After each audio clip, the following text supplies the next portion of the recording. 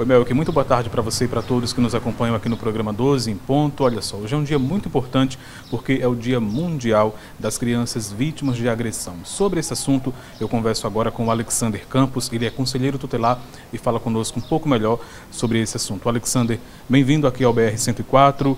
As crianças vítimas de agressão, infelizmente, são dados que aumentam a cada dia, né? O que fazer quando se encontra uma criança vítima de agressão? Muito boa tarde, Melk, boa tarde também aos telespectadores. Realmente é muito importante. E o canal certo é o Disque 100, ou ir direto ao Conselho Tutelar. O próprio Estatuto da Criança e Adolescente, em seu artigo 4º, ele diz que é dever da família, da sociedade, do poder público e da comunidade tratar com absoluta prioridade os direitos à vida, à educação, ao lazer, né, à cultura da criança e do adolescente. Então, essa é a meta principal da população.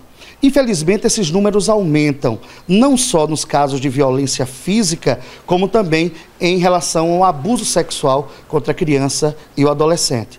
O último mês de maio, no dia 18 de maio, toda a sociedade acompanha o combate ao abuso e exploração sexual de crianças e adolescentes. E esse é o ponto principal.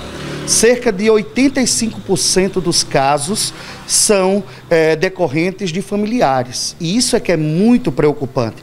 A violência doméstica também são dados que levantam essa estatística.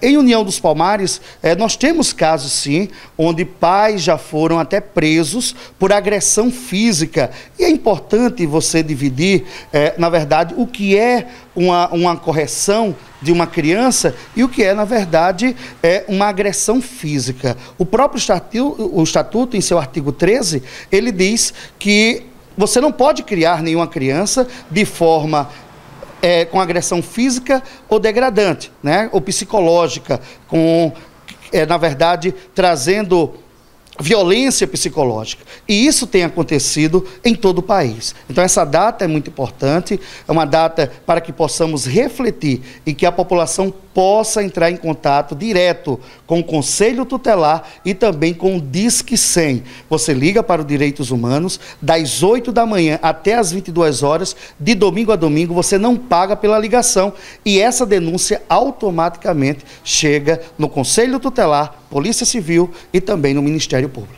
Agora, Alexander, como é que a gente pode identificar uma criança que foi vítima de agressão, já que a criança, muitas vezes, ela silencia por medo, alguém que agrediu pediu para que ela ficasse em silêncio e ela obedece. Como identificar os sinais de agressão? Olha, são vários sinais.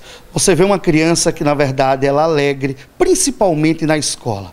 A escola é o ponto principal para se descobrir um problema de violência. O artigo 56 do Estatuto diz o seguinte, que a escola, o dirigente escolar, ele tem a obrigação de comunicar os maus tratos, faltas e evasões excessivas, esgotados o seu papel em convocar a família e também a evasão escolar.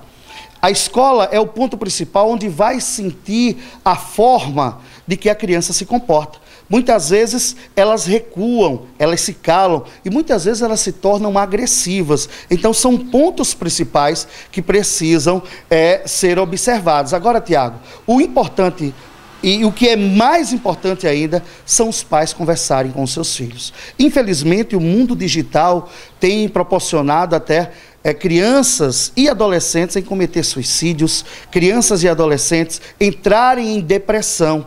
E isso, comprovadamente, já vê, é a utilização das redes sociais, onde as crianças e adolescentes têm perdido o contato com a sociedade. E isso precisa ser observado. Com quem seu filho conversa? Quais os sites que eles acessam?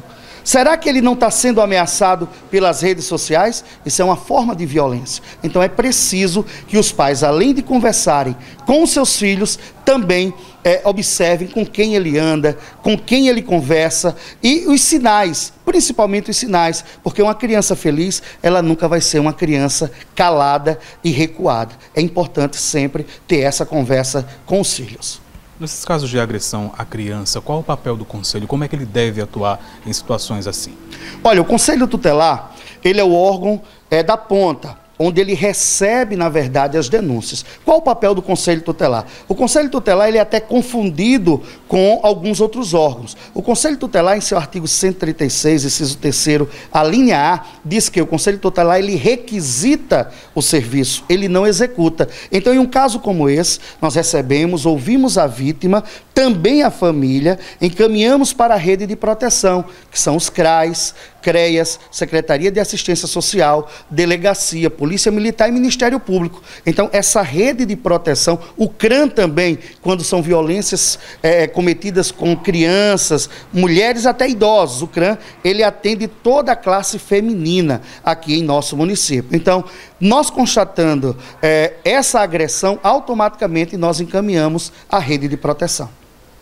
Ok, tá aí as informações. Obrigado, Alexander, por sua participação aqui no programa 12 em Ponto. Tá aí, minha gente, que esse Dia Mundial das Crianças Vítimas de Agressão possa nos sensibilizar e que nós possamos estar atentos às crianças à nossa volta. As imagens são de Alan Santos, Thiago Alvino, para o BR 104.